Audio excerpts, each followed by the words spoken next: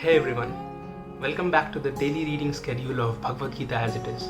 In the last video, we read the texts 12 to 20 where both the parties blew their conch shells and prepared to begin the battle of Kurukshetra. Today we are going to read the texts 21 to 30 and see their translations and their detailed meanings.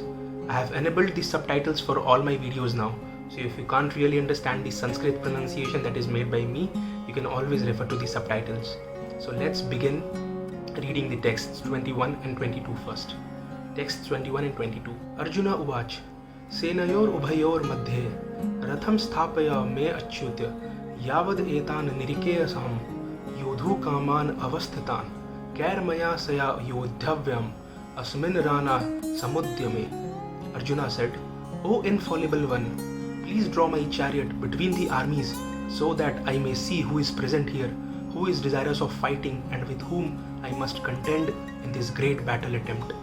The detailed meaning of the above text says that although Lord Krishna is the Supreme Personality of Godhead, out of his causeless mercy, he was engaged in the service of his friend. He never fails in his affection for his devotees, and thus he is addressed herein as fallible. As charioteer, he had to carry out the orders of Arjuna, and since he did not hesitate to do so, he is addressed as infallible. Although he had accepted the position of a charioteer for his devotee, his supreme position was not challenged. In all circumstances, he is the Supreme Personality of Godhead, Rishikesh, the Lord of the total senses. The relationship between the Lord and his servitor is very sweet and transcendental. The servitor is always ready to render a service to the Lord, and similarly, the Lord is always seeking an opportunity to render some service to the devotee. He takes great pleasure in his pure devotees assuming the advantageous position of ordering him than he does in being the giver of orders. As master, everyone is under his orders and no one is above him to order him. But when he finds that a pure devotee is ordering him, he obtains transcendental pleasure.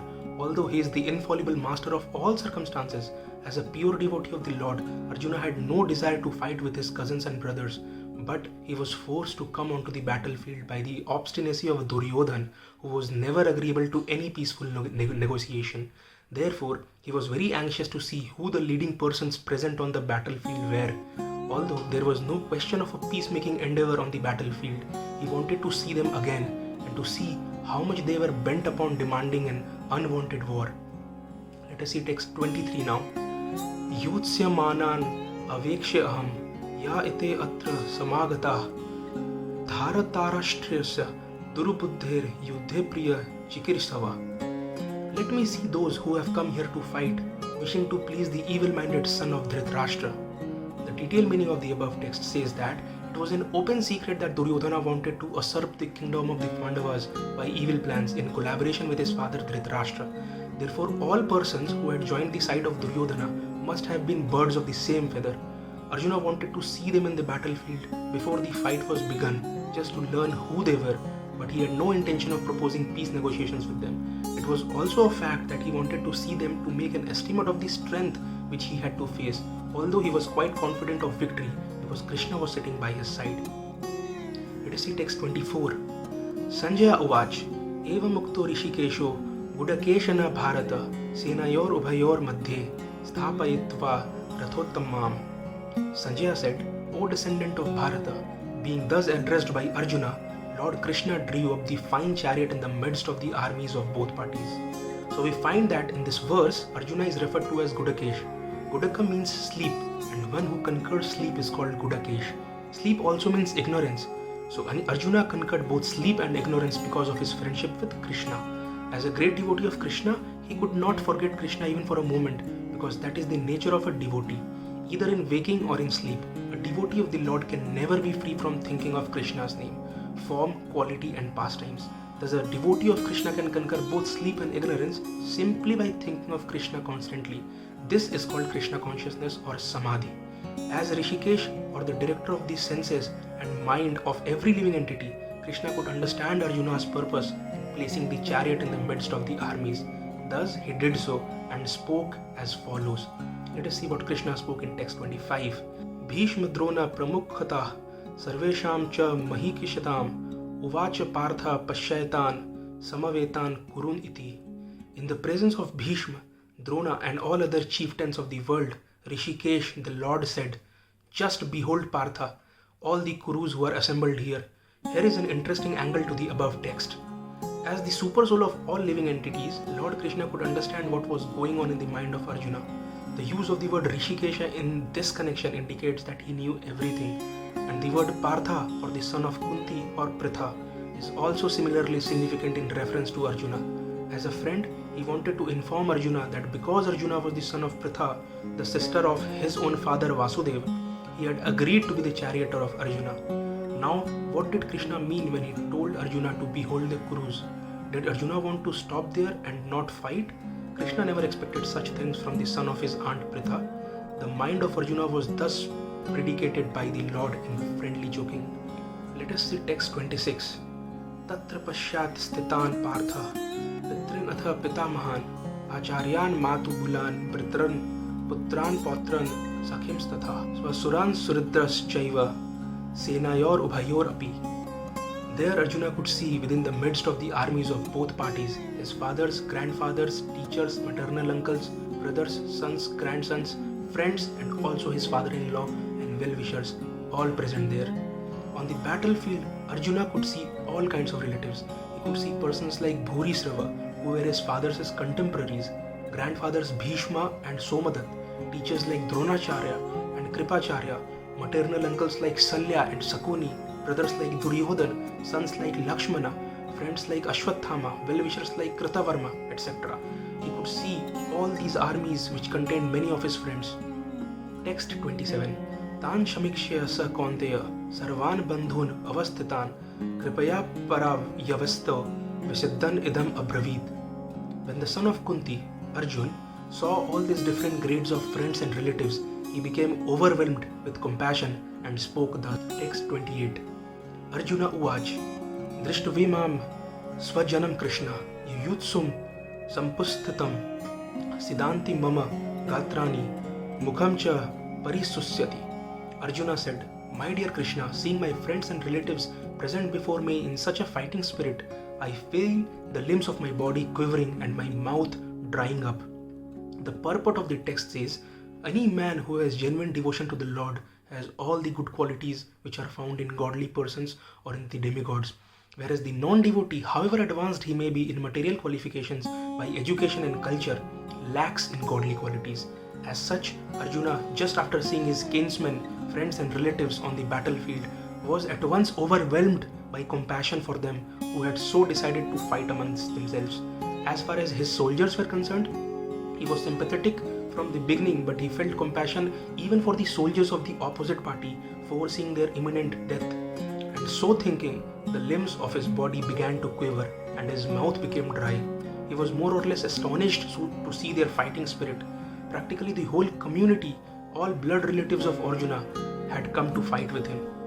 This overwhelmed a kind devotee like Arjuna. Although it is not mentioned here, still one can easily imagine that not only were Arjuna's bodily limbs quivering and his mouth drying up, but that he was also crying out of compassion. Such symptoms in Arjuna were not due to weakness, but due to his soft-heartedness, a characteristic of a pure devotee of the Lord. There is verse in Srimad Bhagavatam 5.18.12 which says, Yasyasti bhaktir bhagavati akinchana sarvair gunas tatra samasate sura harav abhaktasya kuto mahadguna mano rathenasati dhavato bhahi.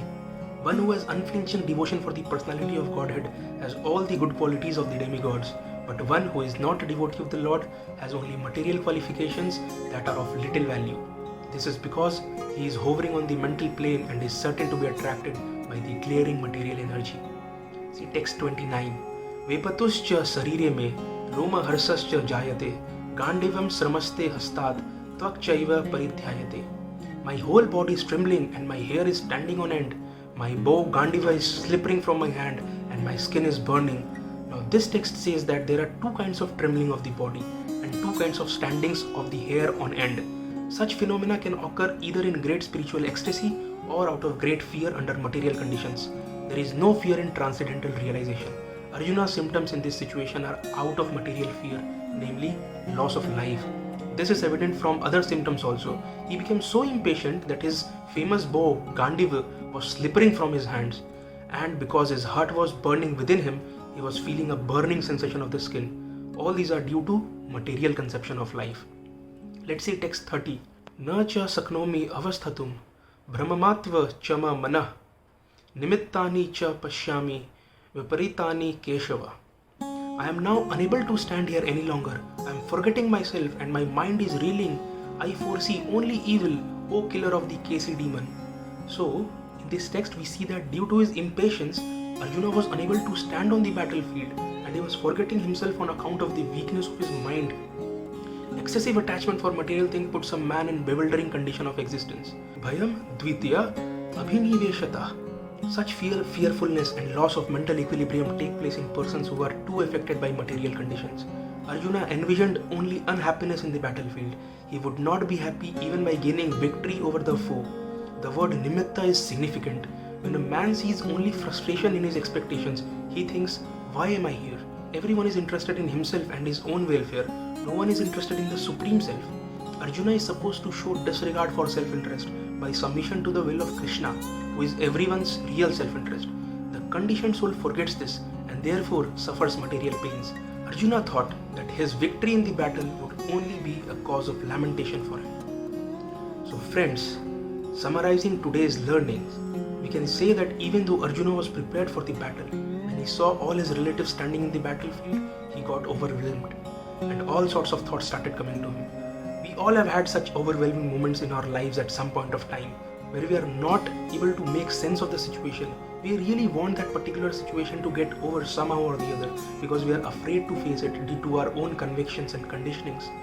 So tell us a similar situation in the comment section below where you were faced with something very difficult, but when the time came to actually do it, you realized that this is beyond what you had expected. How did you manage to overcome that feeling? What did you do? Alright, so for all those who have tuned into this channel first time, I request you to kindly watch the intro video of the channel, the link for which is displayed on the top right. Also do share this video to your near and dear ones and don't forget to subscribe to the channel to get daily updates. So see you tomorrow with new verses.